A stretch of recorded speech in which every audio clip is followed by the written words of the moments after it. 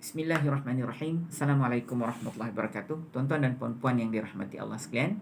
Hari ini kita sambung lagi pengajian kita, yang mana sebelum daripada ni banyak benda yang kita dah pelajari, banyak benda yang tuan-tuan dah tahu ya.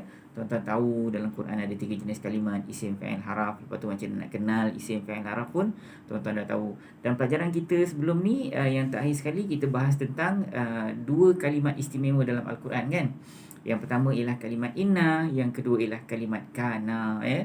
Jadi journey tuan-tuan untuk sampai kepada peringkat tu sebenarnya jauh ya.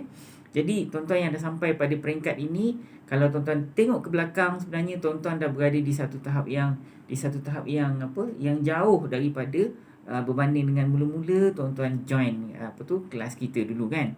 Jadi hari ini sebenarnya tuan-tuan ready buka muka surat 18, surah Al-Baqarah ayat 119 119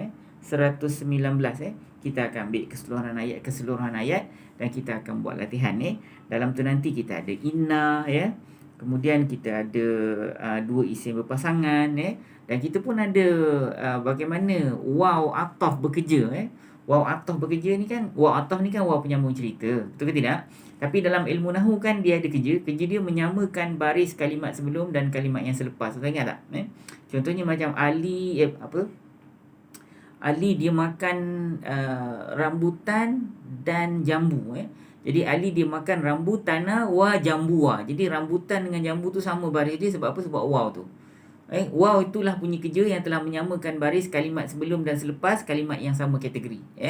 Ali dia makan rambutan wa jambu wa. Rambutan tu baris atas, jambu pun baris atas. Tapi tuan-tuan jangan salah faham. Bukan dia sama kategori jenis buah-buahan. Bukan. Dia sama kategori, dua-dua itu ialah buah yang dimakan oleh Ali. Ataupun nak bagi tuan-tuan senang contoh faham lah. Ali dia nampak. Dia nampak rambutan wa pensil lah. Rambutan dengan pensil kan lain dia punya kategori. Tapi bukan jenis makanan. Tapi bukan maksud saya kalau makanan kena makanan, kalau benda kena benda. Bukan. Dia dalam konteks itu dia sama kategori dari sudut apa tahu? Dua-dua dilihat oleh Ali. Ali dia nampak rambutan wa pensil wa rumah rumah pensil dengan rambutan kan jauh beza, tapi semua sama kategori. Kenapa sama kategori? Sebab semua yang dinampak oleh Ali. Maksudnya yang sama kategori dari sudut itulah. Dia tu dalam sama kategori, dalam konteks saya tu semua tu yang dinampak oleh Ali. Kalau macam Ali dia makan rambutan wa manggisa wa nasi. Manggis dengan nasi itu kan makanan juga, tapi dalam kategori yang berbeza kan, tapi sama dalam konteks saya itu. Sebab apa? Sebab semua dimakan oleh Ali. Jadi yang menyamakan baris tu si waw tu lah, waw ataf tu lah. Selain daripada itu, tuan-tuan telah diperkenalkan dengan dua isim berpasangan. Bukan dua kalimat istimewa tau, ni dua isim berpasangan. Dua isim berpasangan ni ada dua jenis. Yang pertama pasangan zat dan sifat, satu lagi pasangan mudhaf dan mudhafun ilaih tuan-tuan. So tuan-tuan juga dah diperkenalkan dengan maf'ulun bih. Ingat tak maf'ulun bih yang kena buat So maf'ulun bih ni saya jelaskan pada tuan-tuan, kalau ada ganti nama diri melekat selepas kalimat perbuatan, secara automatik dia menjadi maf'ulun bih. Betul ke tidak? Secara automatik. Tapi kalau dia tak melekat, dia jauh dan dia isim biasa, so pangkat dia mesti kena mansub. Betul ke tidak tuan-tuan? Apa lagi? Tuan-tuan dah diperkenalkan dengan la tidak La kan ada la nafi dengan la cegah kemudian tuan-tuan dah diperkenalkan dengan haraf-haraf jar dan sebagainya.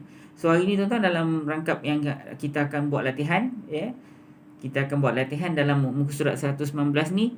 Benda-benda yang saya sebut tu ada, dan saya percaya semua tuan-tuan pernah belajar benda ni, dah tahu benda ni. Cuma sebab itulah kita guna teknik pengulangan. Tuan-tuan, sistem Al-Furqan kita tak guna teknik hafalan, tapi kita guna teknik pengulangan. Kenapa guna teknik pengulangan? Itulah yang Allah Ta'ala guna untuk kita ingat ataupun faham Al-Quran. Perasan tak? Dalam Al-Quran ni tuan-tuan, banyak benda yang Allah Ta'ala ulang sampai kita ingat. Betul tak tuan-tuan? Kadang tuan-tuan rasa samalah Ustaz ayat ni dengan ayat ni. Memanglah Allah Ta'ala tu nak ulang, tapi kadang-kadang dia nak kita tengok dari sudut yang berbeza. Tapi cerita yang sama juga kadang. Berapa banyak kali Allah Ta'ala sebut yang Fir'aun tu tenggelam? Kenapa nak sebut banyak-banyak kali? Sebab Allah Ta'ala nak guna teknik pengulangan supaya melekat dalam kepala kita. Dia ulang supaya melekat dalam kepala kita, supaya kita dapat manfaat daripada pengulangan tu. Allah tak suruh kita hafal pun. Betul tak? Kalau nak hafal lah Tapi teknik hafalan tu tidak digunakan oleh Allah, sebaliknya dia gunakan teknik pengulangan. Sebab manusia ni tuan-tuan kena ulang banyak kali. Tengoklah macam anak-anak kita kan. Kalau nak pesan kena apa, semalam dah pesan, hari ni pesan lagi. Kita pun sama juga, bukan anak kita super tuan-tuan. So tuan-tuan ready dengan muka surat 18. Muka surat 18 surah Al-Baqarah. Bawah sekali. Ayatnya nombor 119 surah Al-Baqarah. So kita akan bahas semua benda yang saya sebut tadi ada dekat dalam ayat ni. So hari ni kita buat latihan tuan-tuan dan kuisnya ada dekat sini nanti. So okey, kita jumpa dalam video kedua.